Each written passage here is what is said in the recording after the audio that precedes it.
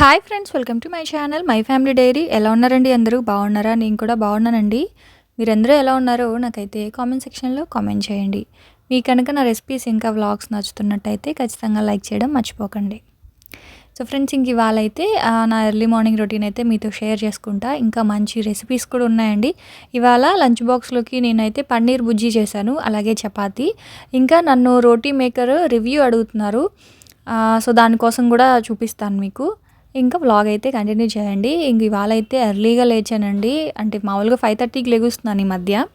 ఇవాళ ఎందుకు ఇంకా ముందుగా మెలకువ వచ్చేసింది. 5కే లేచాను. అంటే పిల్లలకి ఎగ్జామ్స్ జరుగుతూ ఉన్నాయి కదా. మా పెద్దోడైతే పాపం 4:30కి లేచాడు. ఆ తర్వాత ఇంక వాడు లేచాడు కదా, నాకు కూడా మెలకువ వచ్చి ఇంక లేచాను 5 కల్లా. ఇంక అలా మేడపైకి వెళ్ళి కొంచెంసేపు వాకింగ్ చేశాను అనమాట.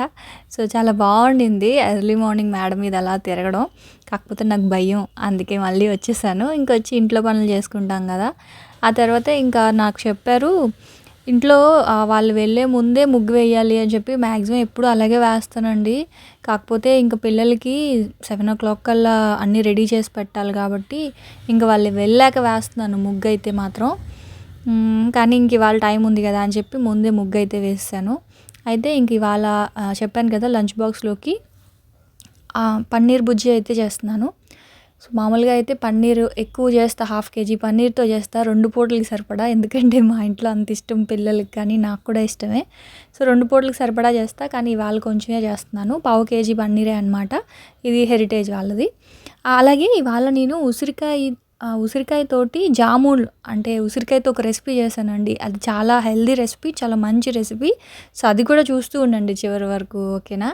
సో ఇంక ఇక్కడైతే నేను ఒక పెద్ద సైజ్ క్యాప్సికము, అలాగే ఒక్క ఉల్లిపాయ చాలు, దీనికి ఉల్లిపాయ ఎక్కువ పట్టదు, టమాటా క్యాప్సికమ్ ఎక్కువ పడుతుంది అనమాట.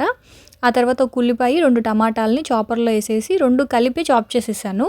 వేగిపోతాయి, ఏం కాదు. సో చాప్ చేసేసుకొని ఇంకా కడాయిలో ఆయిల్ అయితే ఒక 3 to 4 స్పూన్స్ వరకు ఆయిల్ వేసుకున్నా. దీనికి కొంచెం బటరు ఆయిల్ కొంచెం ఎక్కువే పడుతుంది. 4 స్పూన్స్ ఆయిల్ వేసుకున్నాం కదా, లాస్ట్లో బటర్ కూడా వేస్తాను. మీరు స్టార్టింగ్ కూడా బటర్ వేయాలి అంటే వేసుకోవచ్చు. సో ఆయిల్ వేడెక్కిన తర్వాత ఉల్లిపాయ టమాటా అందులో వేసేసి హై ఫ్లేమ్లో ఫ్రై చేస్తే ఏమవుద్దంటే త్వరగా మగ్గిపోతుంది అనమాట. అంటే టమాటా కొంచెం జ్యూసీగా ఉంటుంది కదా, సో త్వరగా మగ్గిపోతుంది కొంచెం హై ఫ్లేమ్లో పెడితే.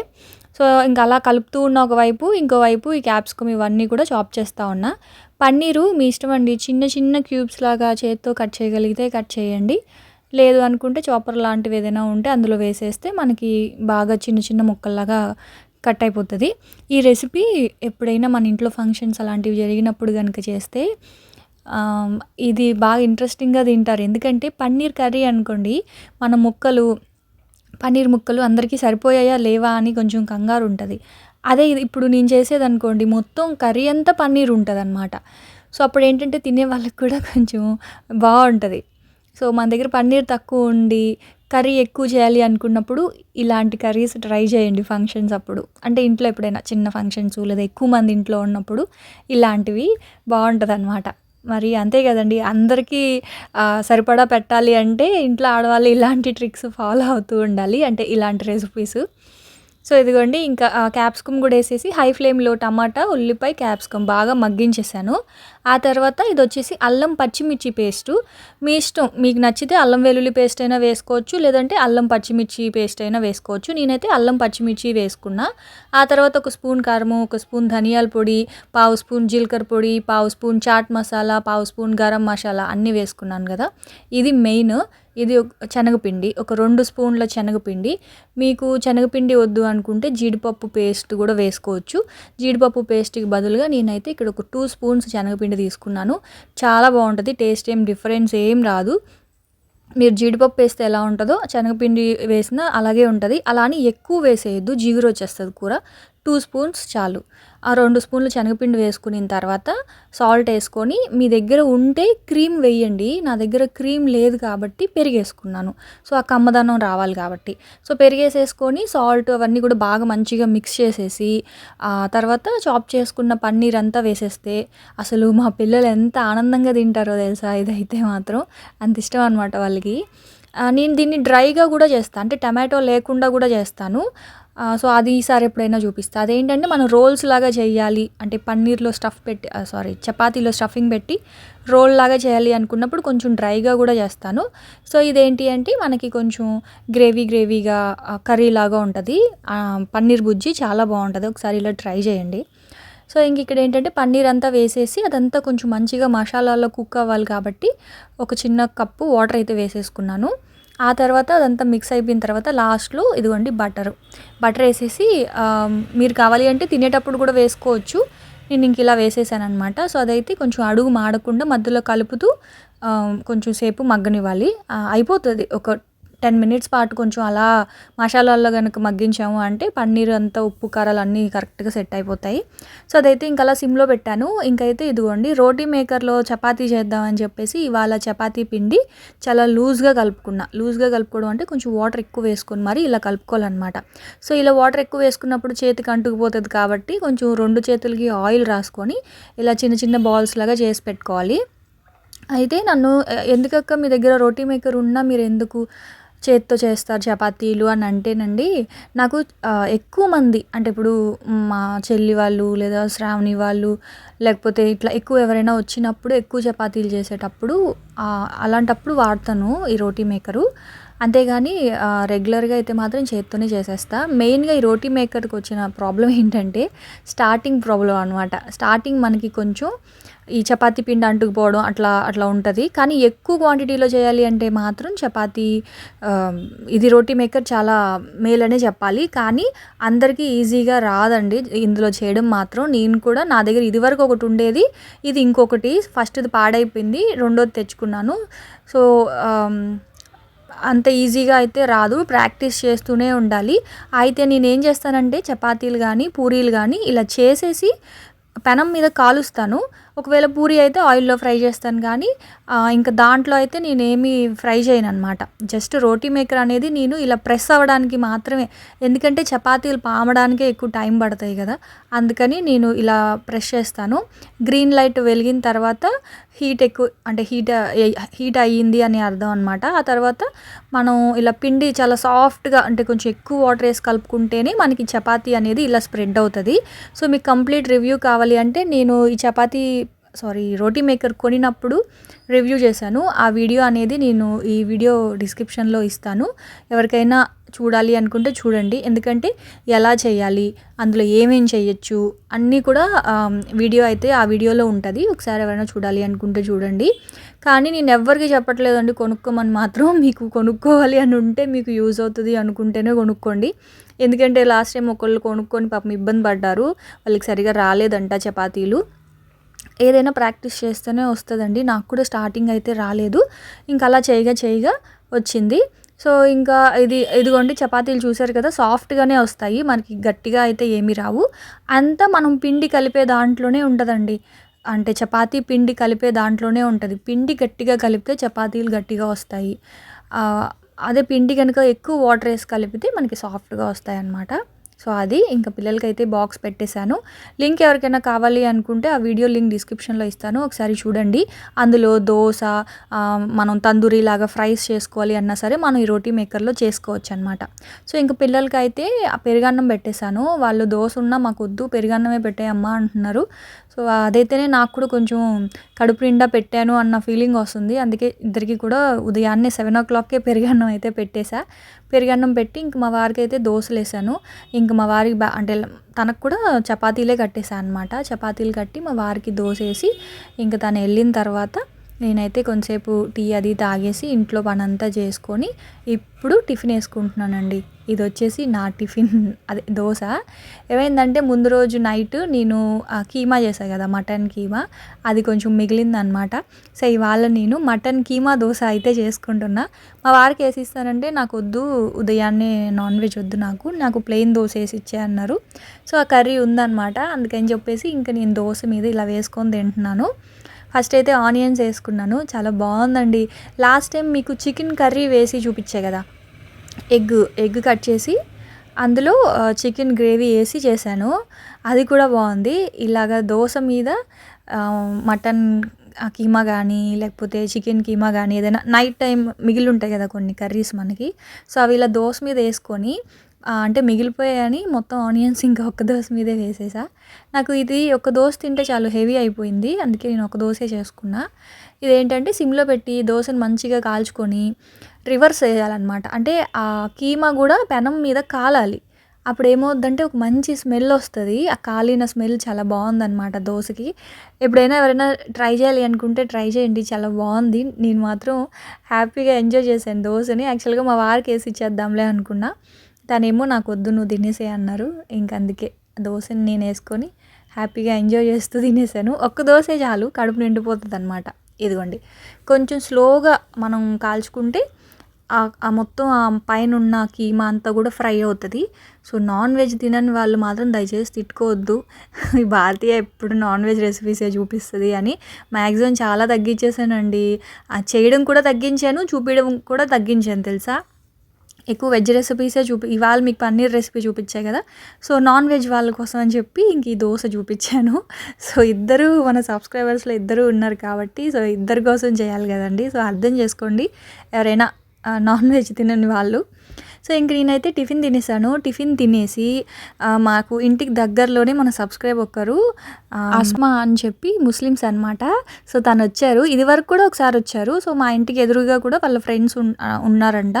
వాళ్ళ దగ్గరకు వచ్చి నా దగ్గరకు వచ్చారు.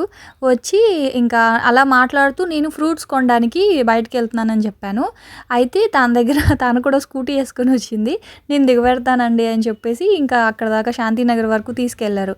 తీరా వెళ్ళిన తర్వాత మా ఇంటికి రండి అని చెప్పేసి అన్నారు. పక్కనే వచ్చేద్దాం 5 మినిట్స్లో అంటే ఇంక సరే అని చెప్పి ఇంక అలా వెళ్ళా అనమాట.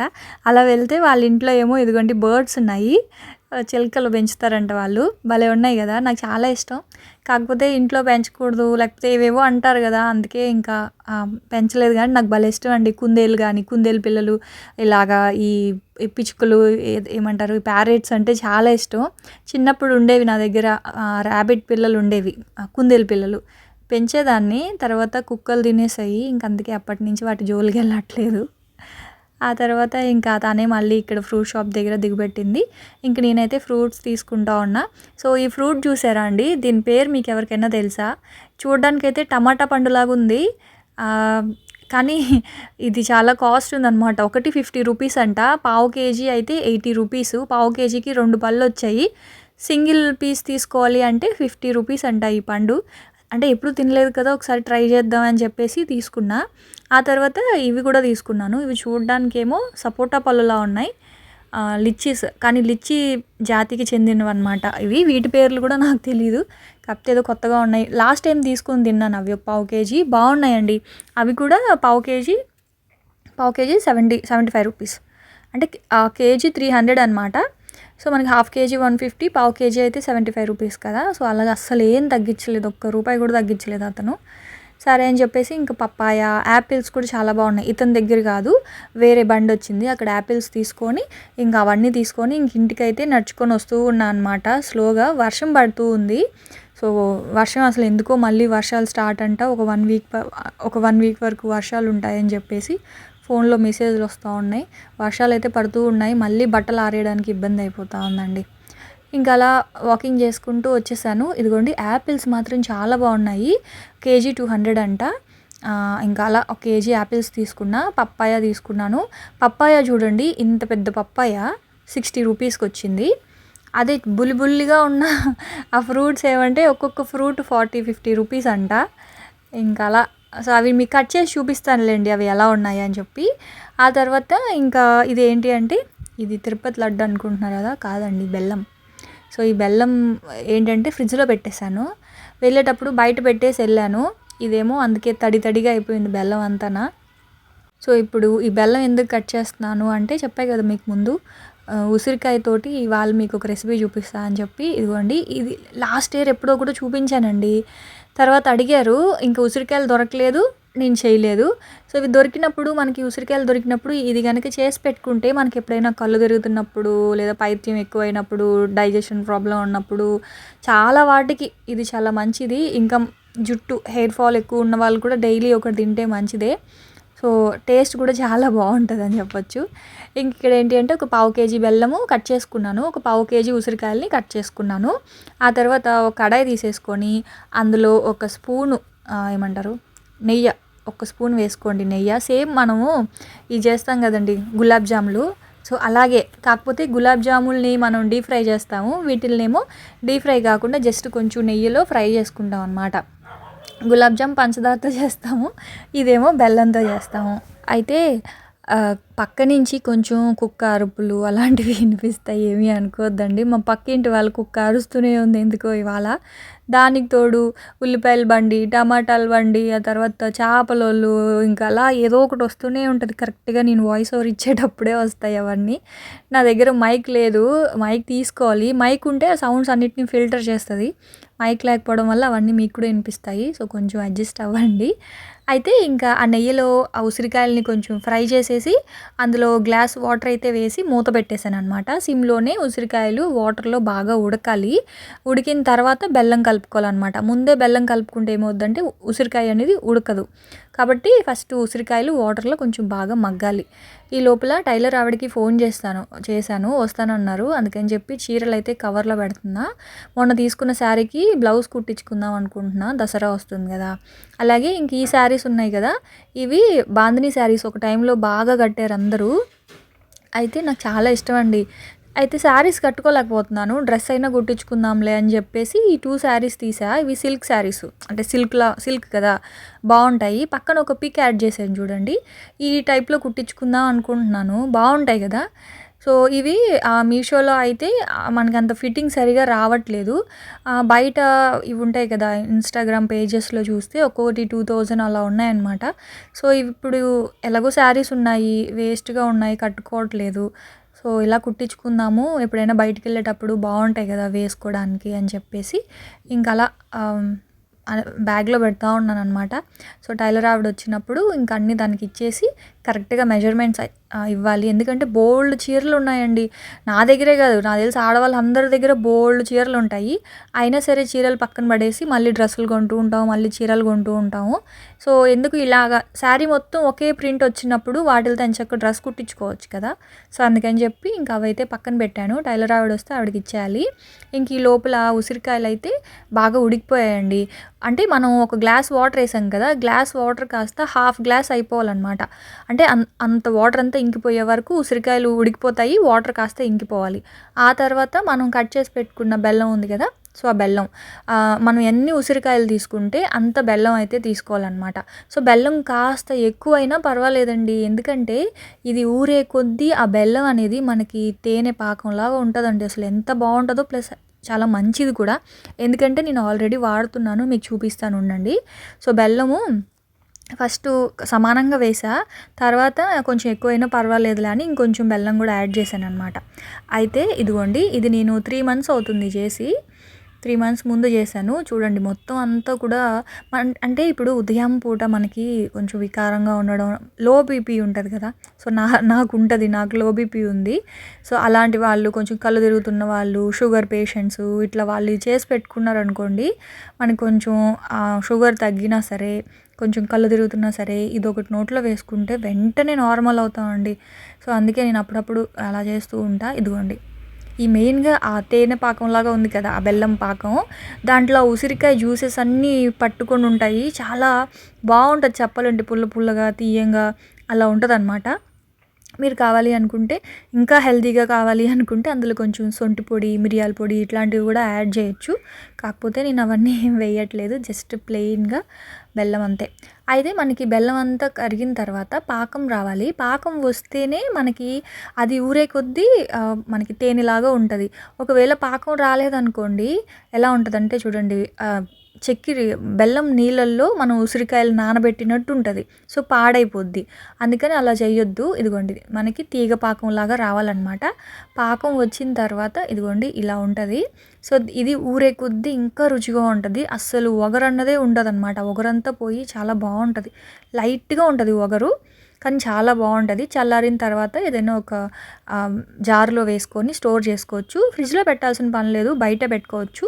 కానీ ఎక్కువ రోజులు ఉండాలి అంటే ఫ్రిడ్జ్లో పెట్టేసుకోండి. అంటే ఎక్కువ క్వాంటిటీ కేజీ అలా చేసుకున్నప్పుడు ఫ్రిడ్జ్లో పెట్టుకోండి. ఇంకా అవైతే అలా చేసి పక్కన పెట్టాను. ఇంక మా పిల్లలు వచ్చేసారు. "అమ్మ ఏంటి ఏం చేస్తున్నావు?" అంటే బెల్లం స్మెల్ వస్తుంది కదా! నేనేదో స్వీట్ చేస్తున్నాను అనుకోని ఇంక అడుగుతున్నారనమాట. "నేనేం స్వీట్ చేయట్లేదురా, ఉసిరికాయ ఆమ్లా చేస్తున్నాను" అని చెప్పి ఆ తర్వాత ఇంకా ఇలా ఫ్రూట్స్ తెచ్చాను, కొత్తగా ఉన్నాయి అని చెప్పి చూపించా అనమాట. ఇంకా ఫ్రూట్స్ ఉన్నాయి. ముందు రోజు జంతికలు చేశాను కదా! సో, అవే ఉన్నాయి. ఇంకేమీ అంటే ఇంక వేరే స్నాక్స్ అయితే ఏం చెయ్యట్లేదు. సో, అయితే ఈ ఫ్రూట్ అండి, ఇదిగోండి. ఎలా ఉందంటే అనవసరంగా డబ్బులు వేస్ట్ అయ్యాయి అనిపించిందండి నాకు మాత్రం. అసలు టేస్ట్ లేదు, చప్పగా ఉంది. అంటే లైట్‌గా స్వీట్ ఉంది కానీ అసలు అంత ఫ్లేవర్ లేదసలు ముందు. ఆ ఫ్రూట్‌కి వాసనే లేదు. అదేం ఫ్రూటో నాకైతే తెలియట్లేదు. నాకైతే నచ్చలేదు. కానీ ఇవి బాగున్నాయండి. ఇవి లిచ్చీస్ లాగా ఉన్నాయి. వీటి పేరు కూడా నాకు తెలీదు కానీ టేస్ట్ మాత్రం బాగున్నాయి. ఇవి ఆల్రెడీ నేను తిన్నాను కాబట్టి సెకండ్ టైం పిల్లలు తినలేదు ఫస్ట్ టైము. సో, నేను తినేసాను, నాకు నచ్చాయని చెప్పి. అందుకని మళ్ళీ సెకండ్ టైం పిల్లల కోసం తెచ్చాను. ఇవి ఎలా ఉన్నాయంటే పైకి మాత్రం ఇలా ఉంటాయి. సపోటా లాగా. లోపల మాత్రం జెల్లీస్ లాగా ఉన్నాయన్నమాట. సో, అవి చిన్నవి ఉన్నాయి కదా! సో, లిచ్చీస్ లాగా ఉన్నాయి. అవైతే తెచ్చుకోండి. ఇవైతే మాత్రం తెచ్చుకోవద్దు. అంటే అసలు ఏం బాలేదు. ఒక స్మెల్ లేదు, ఏమీ లేదు. ఇంకా డబ్బులైతే మాత్రం 80 రూపీస్ పడ్డాయి 2. ఒక్కోటైతే 50 రూపీస్ అంట. కానీ ఇవి బాగున్నాయి లిచ్చీస్ లాగా. పిల్లలకైతే అవి ప్లేట్‌లో పెట్టిచ్చాను. ఇంకా టమాటా పండులాగా ఉంది కదా! అదైతే పిల్లలకి ఏం నచ్చలేదు. వద్దని చెప్పారు వాళ్ళు. సరే అని అది నేను తినేసాను. ఇంకో పావు కేజీ లిచ్చీస్ ఉన్నాయి కదా! అదే లిచ్చీస్ కాదు యాక్చువల్‌గా వాటి పేర్లు. అవి లిచ్చీస్ లాంటివి. సో, అవైతే పిల్లలకి ఇచ్చేసాననమాట. సో, ఇంక అదే ఇవాల్టి స్నాక్ అయితే పిల్లలకి. సో, చూసారు కదా! ఇవాల్టి వ్లాగ్ అయితే. మళ్ళీ రేపటి వ్లాగ్‌లో మళ్ళీ వచ్చేస్తానండి. అప్పటి వరకు ఉంటాను. Bye friends. బాయ్.